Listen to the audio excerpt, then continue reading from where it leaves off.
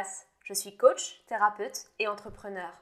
Je vous accompagne pour vivre une vie plus alignée, dans laquelle vous osez être qui vous êtes vraiment et dans laquelle vous avancez en toute confiance vers vos rêves. Avant d'être coach, j'étais responsable RH en entreprise. Puis j'ai fondé Be Your Best Self, mon entreprise de coaching, en 2017. Dans mes coachings, je vous accompagne à votre épanouissement intérieur, l'accueil et la gestion de vos émotions, votre confiance en vous. Mais de par mon parcours d'ancienne RH, je vous accompagne aussi dans votre épanouissement professionnel, votre équilibre pro-perso, le fait de vous mettre des limites au travail, de mieux communiquer avec vos collègues, votre manager, de vous organiser ou encore de dépasser le syndrome de l'imposteur au travail. J'accompagne et j'ai aussi accompagné de nombreuses reconversions. Je suis formée au coaching, à la programmation neurolinguistique, aux neurosciences de l'accompagnement et à la communication non violente. Mon cabinet est à Paris, mais je vous accompagne aussi en ligne si vous vivez ailleurs ou si vous ne pouvez pas vous déplacer.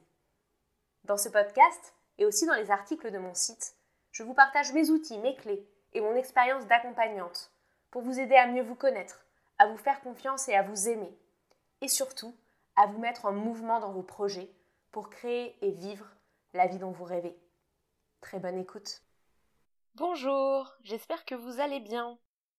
Aujourd'hui, j'ai envie d'aborder avec vous le thème des pensées automatiques. Ce sont ces pensées qui viennent dans notre tête sans qu'on les y invite, par réflexe, alors même qu'on ne comprend pas toujours bien pourquoi elles arrivent dans notre esprit. En fait, je ne sais pas si vous savez, mais on a environ 100 000 pensées par jour en moyenne. C'est énorme. Je ne sais même pas si vous aviez conscience d'avoir autant de pensées. Si vous n'aviez pas conscience d'avoir autant de pensées, c'est normal, parce qu'en fait, elles se déroulent de façon automatique, justement, sans même qu'on soit véritablement acteur de la création de ces pensées.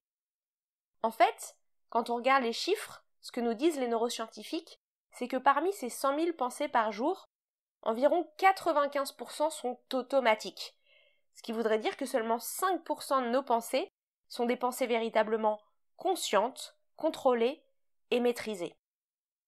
Et plus intéressant encore, et vous allez voir du coup pourquoi je veux vous parler des pensées automatiques aujourd'hui, c'est que 80% de nos pensées automatiques sont plutôt négatives.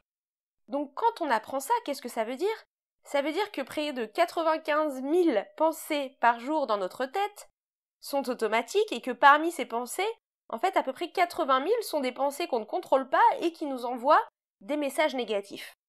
Donc quand on se dit ça, c'est assez incroyable et on peut se dire mais comment entretenir un état d'esprit optimiste, positif, confiant, ouvert, alors que sans même qu'on le sache, sans même qu'on le contrôle, toutes ces pensées négatives arrivent automatiquement dans notre esprit.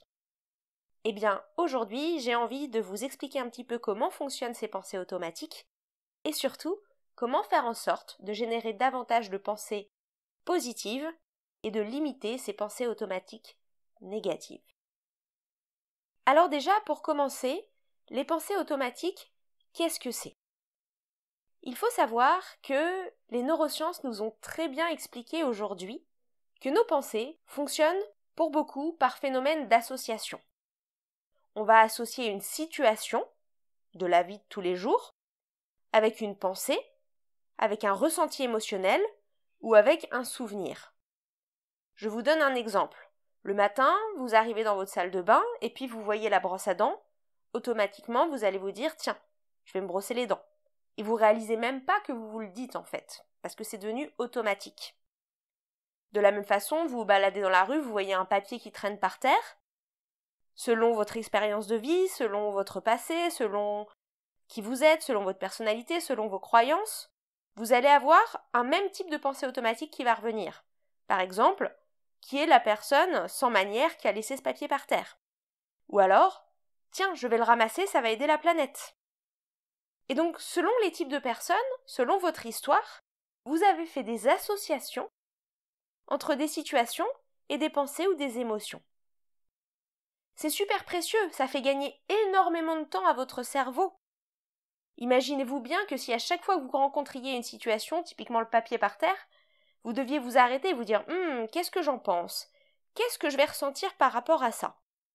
Sur toutes les situations que le cerveau considère comme étant anodines ou anecdotiques, et surtout sur toutes les situations que le cerveau a déjà vues, Pour vous faire gagner du temps, il va aller piocher dans ses souvenirs, piocher dans sa mémoire à la fois cognitive et à la fois émotionnelle, quel type de réaction il vous propose en termes d'émotion et de pensée.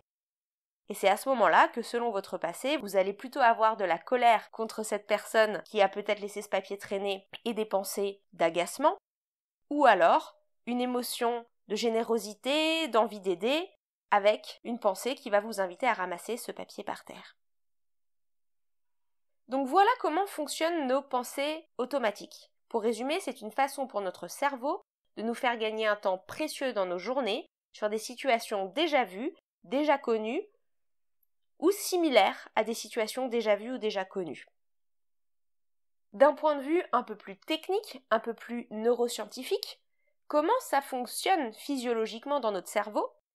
C'est qu'en fait, on sait aujourd'hui que les pensées qu'on a eues une fois, puis 2 fois, puis 3 fois, vont en fait venir renforcer les connexions neuronales autour de ces pensées.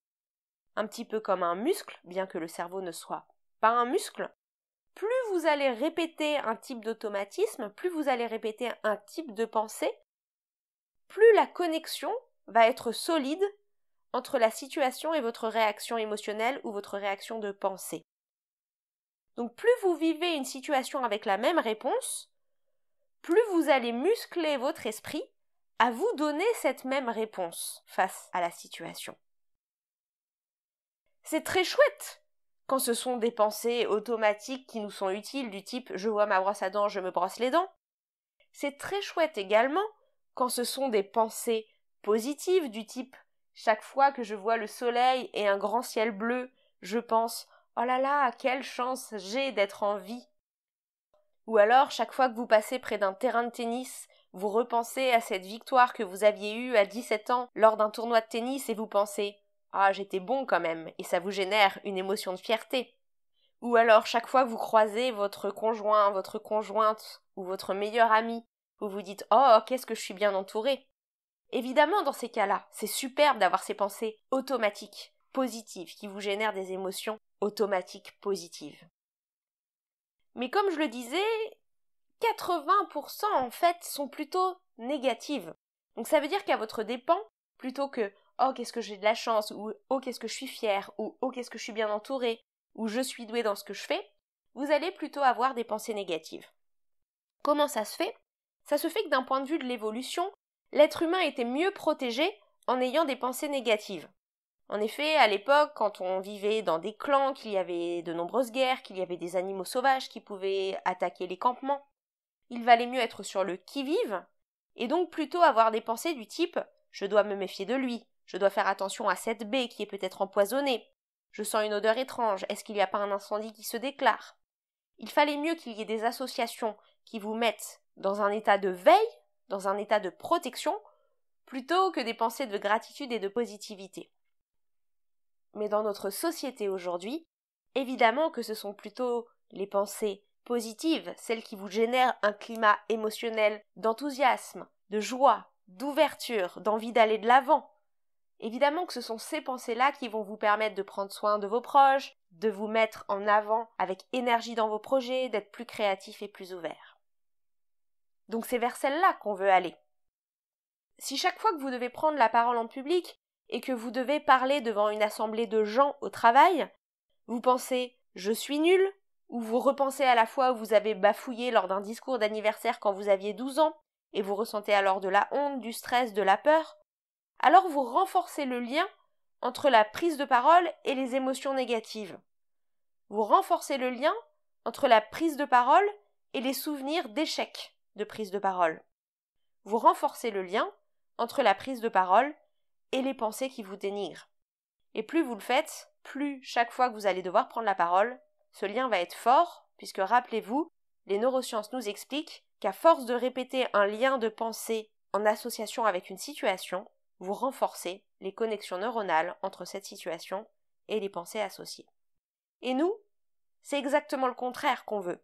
On veut que chaque fois que vous preniez la parole en public, vous repensiez plutôt à cette fois où vous avez fait un super discours au mariage d'un ami et où tout le monde vous a applaudi, ou à cette fois où vous aviez fait une présentation au travail sur un sujet que vous maîtrisiez très bien et vos collègues vous avaient félicité. On veut donc que vous ressentiez de la joie, de l'enthousiasme et de la fierté. Alors maintenant que vous avez bien compris comment ça fonctionne et pourquoi est-ce qu'on veut plutôt entretenir des pensées automatiques positives dans notre vie, concrètement, comment est-ce qu'on fait ça? J'ai envie de vous inviter à procéder en 2 étapes. La première, ça va être de limiter les pensées automatiques négatives. Et la deuxième, ça va être de muscler, de développer les pensées automatiques positives. Commençons par parler des pensées automatiques négatives. Je vous invite tout d'abord à prendre conscience de ces pensées. Beaucoup de personnes que j'accompagne qui vivent leur vie un petit peu dans le rush, dans la précipitation, avec des vies bien remplies entre le travail, la vie sociale, les enfants, la famille, et puis tout ce qu'on vient se rajouter aussi parce qu'on est souvent exigeant avec soi-même, eh bien ces personnes ne prennent pas le temps dans leur quotidien d'observer leurs pensées. Et c'est normal, il n'y a pas de jugement là-dessus, c'est juste que quand on vit en pilote automatique, on ne prend pas vraiment le temps pour observer qu'est-ce qui se passe dans notre vie intérieure. La première étape, c'est donc des fois dans la journée de prendre le temps de s'arrêter et de se dire « Ok, comment je me sens là? Qu'est-ce que je pense de la situation ?» Et de faire un pas de côté pour sortir de la pensée automatique et reprendre une pensée consciente. Sachez aussi que la méditation aide énormément à repérer ces pensées automatiques. Je vous ai préparé un long article sur la méditation et sur les techniques de méditation que vous pouvez mettre en place pour justement apprendre de plus en plus à être conscient des pensées qui traversent votre esprit. On peut bien sûr aussi faire ça en séance de coaching individuel et progressivement vous permettre, en pratiquant ensemble et en vous donnant des exercices à la maison, de faire un travail pour repérer ces pensées. Donc au cours de la journée, essayez de vous demander, tiens, les pensées que j'avais là tout à l'heure, de quelle nature elles étaient? Tiens, sur cette situation, ma pensée automatique, est-ce qu'elle était plutôt positive ou négative? Et une fois que vous avez fait ça, je vous invite à apprendre progressivement à répondre à cette pensée négative. À lui répondre, un petit peu comme vous pourriez peut-être répondre à un ami ou à un collègue dans un débat, avec une autre pensée, cette fois plus sympathique, plus douce, plus optimiste, qui vous réchauffe davantage le cœur, qui vous permet de voir la situation sous un autre angle. Si je reprends cet exemple de la réunion, plutôt que vous dire « je suis nul, ça me rappelle la fois où je m'étais complètement raté lors de ce discours », dites-vous « ok, la dernière fois c'était peut-être pas parfait. Mais depuis j'ai progressé, j'ai appris plein de choses, et ce sujet je le maîtrise.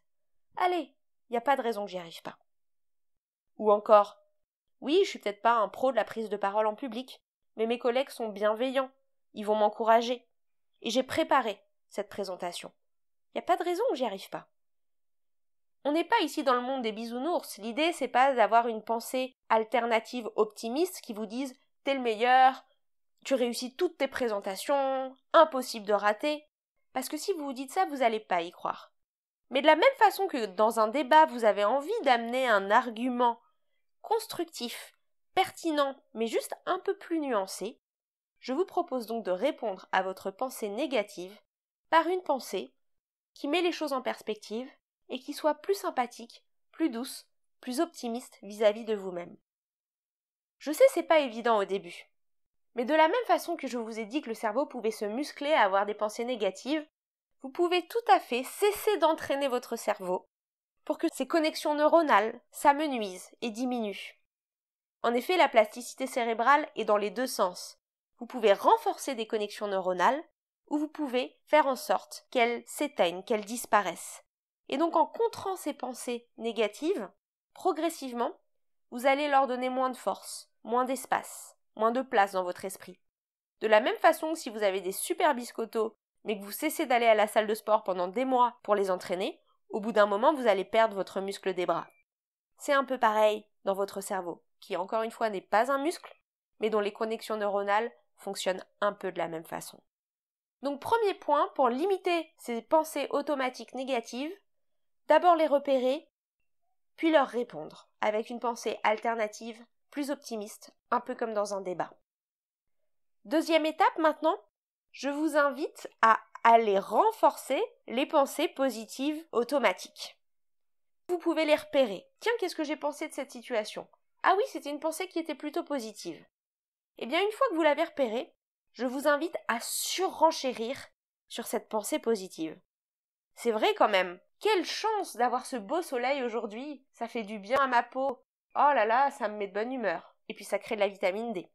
Oh, c'est vrai, quelle chance j'ai d'avoir cet ami dans ma vie. Et puis il a été sympa de me conseiller, de m'écouter. On a quand même passé un bon moment, on a bien ri. Ouais, cette présentation en public, c'était pas parfait, mais je l'ai quand même plutôt réussi. J'ai même un collègue qui m'a félicité. Génial, je suis fière de moi. Donc vous voyez, quand vous repérez quelque chose de positif, n'hésitez pas à surenchérir. Vous allez créer ces nouvelles connexions neuronales positives et plus vous allez le faire, plus elles vont se renforcer. Vous pouvez également faire cela en pratiquant les affirmations positives. Vous pouvez pratiquer ça le matin ou en fin de journée ou même à un moment de la journée où vous avez un petit peu de temps pour vous. Je ne vais pas, dans cet épisode de podcast, reparler en détail du fonctionnement des affirmations positives parce que je vous ai fait un épisode complet dans l'épisode 23. Et mieux que ça, la première partie de l'épisode vous explique comment fonctionnent les affirmations, mais surtout, à la fin de l'épisode, vous avez 10 minutes d'affirmations positives que vous pouvez aller écouter directement pour les pratiquer dans votre quotidien et donc venir renforcer vos pensées positives. Troisième chose pour renforcer les pensées positives, la méditation. Et pour ça, c'est pareil, cet épisode est déjà assez long, et donc je vous invite simplement à aller voir l'article très détaillé sur mon blog. Ne vous inquiétez pas, je vous mets le lien dans les notes de ce podcast pour pouvoir aller regarder un petit peu comment pratiquer cette méditation et donc venir renforcer vos pensées positives. Quatrième chose, je vous propose tous les jours de noter 3 choses positives dans votre journée. Vous pouvez faire ça au moment du coucher, avoir un petit carnet, au moment d'aller au lit sur votre table de chevet et noter aujourd'hui c'était chouette, j'ai appris quelque chose de passionnant au bureau lors d'une présentation de mon collègue. Aujourd'hui c'était super, j'ai fait une séance de sport dans laquelle j'ai progressé. Aujourd'hui c'était super, j'ai découvert un nouveau restaurant qui était délicieux. Aujourd'hui c'était super, je me suis complètement avancée dans mes tâches administratives et maintenant c'est fait et je me sens en paix. Ça peut être des choses toutes simples du quotidien. Mais notez 3 choses chaque jour pour lesquelles vous êtes heureux ou heureuse. Et vous allez voir, là aussi ça vient renforcer votre capacité à aller chercher le positif. Et enfin, dernière chose, j'en parle un petit peu dans l'épisode du podcast qui s'appelle « Prendre soin de vous comme de la chose la plus précieuse ». Chaque jour, faites au moins une chose qui vous fait plaisir, qui vous fait du bien. Ça peut être un petit rien. Ça peut être aller prendre le soleil à la fenêtre, ça peut être vous faire votre thé préféré, ça peut être de passer dire bonjour à un ami proche, ça peut être de méditer, de faire du yoga, d'aller vous faire masser. Ça peut être de vous acheter votre goûter préféré, d'appeler une personne qui vous est chère. À vous de voir, mais juste une chose qui vient renforcer ce sentiment de gratitude et ces pensées positives. L'idée n'est pas de vivre dans le monde des bisounours. L'idée n'est pas de ne plus avoir de pensées négatives. Bien sûr que nos pensées négatives peuvent nous être utiles quand derrière elles nous permettent d'améliorer les choses, de transformer notre vie, de nous mettre en mouvement. Mais l'idée ici est que ces pensées négatives ne soient plus automatiques, c'est-à-dire indépendantes de votre conscience, et ne viennent plus vous miner le moral sans même que vous vous en rendiez compte. Que les pensées négatives soient conscientes et travaillées, pour que derrière vous puissiez en faire le meilleur et voir comment rectifier les choses. Mais qu'au quotidien, les pensées les plus automatiques, celles qui, à votre insu, créent votre état d'esprit général de la journée, soient elles des pensées de joie, de gratitude et de bienveillance. Et vous verrez que ça va complètement transformer votre vie pour aborder chaque moment avec ouverture, optimisme, perspicacité et surtout de l'élan pour avancer en confiance vers les projets qui vous tiennent à cœur. Je vous accompagne pour cela et si vous voulez me contacter pour un rendez-vous individuel, vous avez un rendez-vous découverte gratuit où vous pouvez prendre directement rendez-vous pour une séance au cabinet à Paris ou en ligne.